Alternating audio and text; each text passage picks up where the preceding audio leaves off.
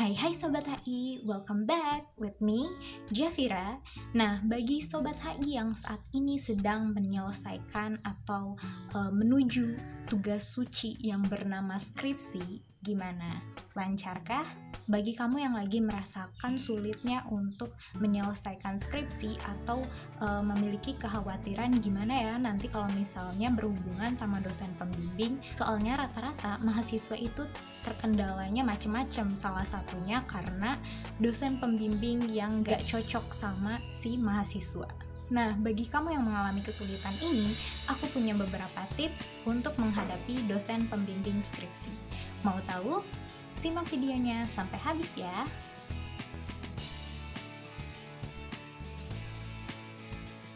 Oke, tanpa berlama-lama lagi, kita bakalan langsung ke yang pertama, yaitu cari tahu.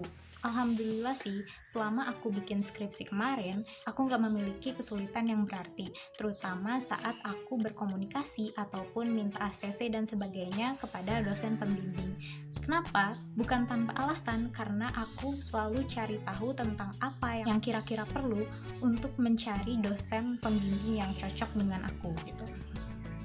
Yang pertama harus kamu cari tahu adalah cari tahu ke fakultas atau misalnya ke jurusan kamu, dosen pembimbing kamu itu ditentukan atau bisa kamu yang milih. Biasanya nih dosen itu bisa dipilih oleh kita, nanti dirapatin, ketika kalau misalnya cocok, kamu akan mendapatkan dosen yang bersangkutan, kayak gitu. Itu biasanya, tapi ada juga beberapa jurusan yang memang menentukan dosen untuk pembimbing skripsi mahasiswa. Kalau misalnya kamu yang milih, ini menjadi suatu keuntungan bagi kamu. Kamu bisa berkesempatan untuk cari dosen yang lebih cocok kira-kira untuk kamu. Nah, yang nomor 2 adalah bisa kamu cari tahu ke senior yang udah lebih dulu mengambil skripsi, gimana sih atau siapa sih dosen yang kira-kira cocok untuk diajak bekerja sama, cocok untuk diajak konsultasi, kayak gitu. Cari dosen yang kira-kira cocok sama topik penelitian kamu. Misalnya kayak aku di HI itu, topiknya secara garis besar ada tentang ekonomi, keamanan, dan diplomasi. Karena aku berfokus ke keamanan dan ingin skripsi aku tentang keamanan, aku cari dosen yang kira-kira memang berpotensi di bidang keamanan gitu. Jadi ketika kita berkonsultasi, dia itu memang pakar atau memang ahli di bidang tersebut gitu. Jadi kita nggak ngelantur kemana-mana saat konsultasi. Nah, yang selanjutnya masih dalam lingkup cari tahu juga, yaitu kamu harus lebih cari tahu tentang dosen kamu yang bersangkutan. Misalnya kamu udah menargetkan, oh kayaknya dosen A ini cocok deh, soalnya dia adalah ahli dari topik penelitian kita, terus kata senior dia juga cukup baik dan lain sebagainya. Nah, kamu harus cari tahu gimana sifat asli si dosen yang bersangkutan. Kalau aku sih caranya dengan sering-sering nongkrong di jurusan, atau bisa juga dengan sering ikut kegiatan jurusan. Kalau misalnya sering ikut kegiatan jurusan, seenggaknya kamu itu bakal diketahui sama dosen gitu. Kalaupun dia nggak tahu namanya, pasti dia tahu muka kita. Oh, ini yang sering ngebantuin jurusan untuk ngelakuin ini gitu. Ini bisa jadi poin plus karena melalui kegiatan-kegiatan ini kamu bisa lebih kenal dengan dosen yang kamu targetkan. Nah, tapi mungkin tahap cari tahu ini harus dilakukan sebelum kamu ngambil skripsi atau mendapat dosen pembimbing gitu. Oke, yang kedua yaitu persiapkan bahan kamu dengan sebaik mungkin. Nah, di sini misalnya pembimbing kamu udah ditentukan maupun dia adalah yang diharapkan atau bukan, hal ini memang penting banget.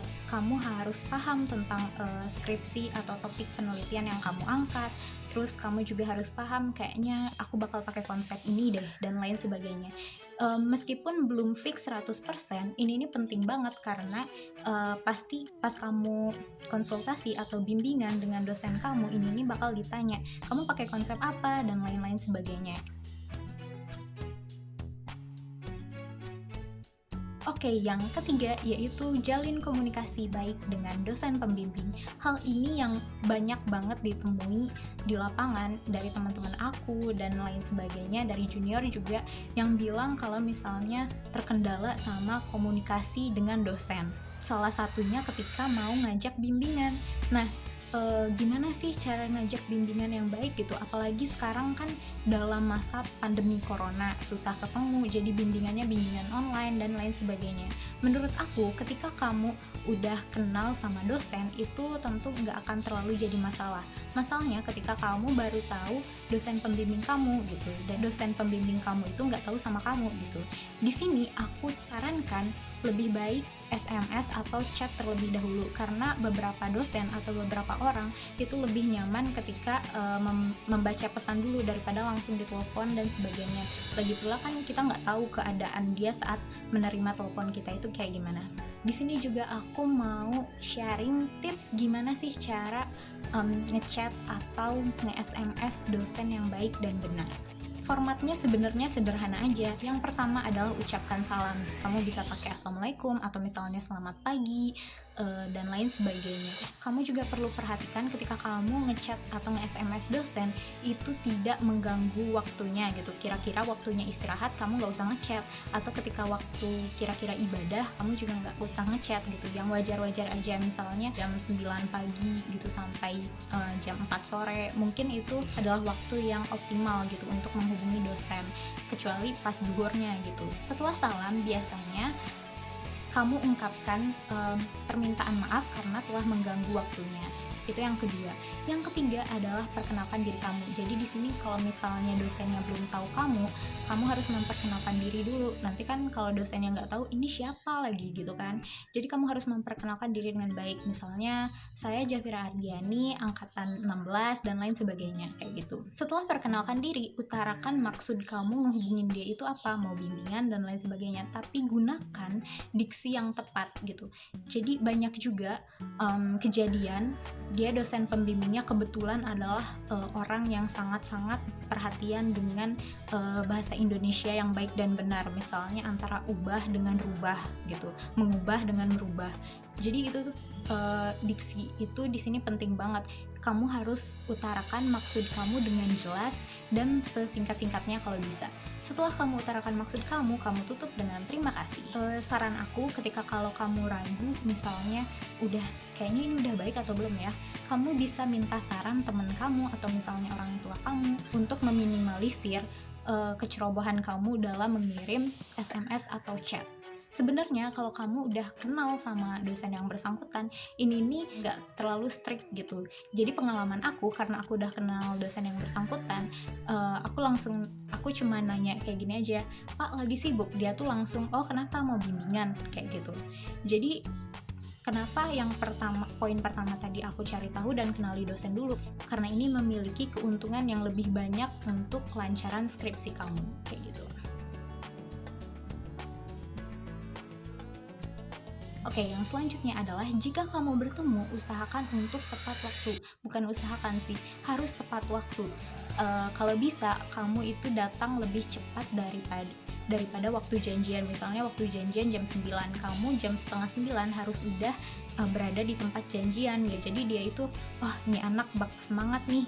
Pokoknya aku nggak menyarankan banget kamu datang terlambat, apalagi kamu belum tahu sama dosen yang bersangkutan. Yang selanjutnya adalah jangan terlalu kaku. Ketika kamu misalnya konsultasi, maupun itu tatap muka ataupun secara online, aku sarankan jangan terlalu kaku. Jangan terlalu kaku di sini adalah jangan bahas skripsi aja. Soalnya kan bakal jenuh gitu. Misalnya tanyakan tentang kesibukan dosen kamu atau kayak gimana. Dan ini berpengaruh banget sama mood si dosen tersebut gitu. Misalnya dosen itu kan lagi capek, soalnya kan yang diurus bukan masalah bimbingan, dan kalaupun bimbingan, anak bimbingannya itu pasti banyak gitu. Pengalaman aku juga ini membantu banget untuk kelancaran aku ketika berkonsultasi gitu. Misalnya aku malah ngomongin orang utan atau misalnya ngomongin demo, tergantung ketertarikan si dosen pembimbing. Jadi dosen pembimbingnya lebih nyaman gitu ketika kita ngomong. Oke, selanjutnya ketika konsultasi itu kita pasti dapat masukan gitu kan. Jadi di sini ketika kamu dapat masukan, saran aku kamu jangan ngeyel ketika kamu belum punya jawaban yang tepat. Nah, misalnya kamu disuruh ganti konsep, ketika kamu belum memiliki jawaban yang tepat, jangan sekali-sekali kamu ngeyel gitu. Karena banyak banget kasus kayak gini, dia dikasih masukan tapi si mahasiswanya tuh belum apa-apa udah bilang, itu bahannya dikit pak, dan lain sebagainya. Itu kan bukan jawaban yang tepat kalau menurut aku. Kamu pasti disuruh untuk revisi kan? Nah, kerjakan revisi ini sebaik mungkin dan sebisanya secepat mungkin. Ini bisa berpengaruh banget sama progres skripsi kamu kayak gitu. Dan kalau misalnya dosen pembimbing tahu kamu menyelesaikan revisi dengan baik dan dengan cepat, dia pun bakalan lebih bersemangat untuk memberikan kamu bimbingan. Nah, yang terakhir adalah temui secara rutin dan berdoa. Yang penting itu adalah progres kamu. Misalnya kamu bisa temui setiap minggu, dosen pembimbing pun pasti ngeliat progres kamu. Oh, dia udah segini. Dan jadi setelah kamu melakukan semuanya dengan baik, kamu berdoa juga. Oke guys, mungkin segitu aja dari aku tips untuk menghadapi dosen pembimbing skripsi. Semoga bagi kamu yang lagi bikin skripsi, yang lagi berjuang untuk menghadapi dosen pembimbing ini gimana, bisa berjalan dengan lancar dan dengan baik. Oke, segitu aja. Terima kasih dan nonton. Jangan lupa untuk share video ini ke siapapun itu yang kira-kira membutuhkan video ini. Kamu juga bisa komentar kalau misalnya aku kekurangan sesuatu atau misalnya ada yang ditanyakan. Seperti biasa, aku minta dukungannya untuk klik subscribe, like, dan share. Sobat HI, makasih banget udah nonton. Sampai jumpa di video selanjutnya. Dadah!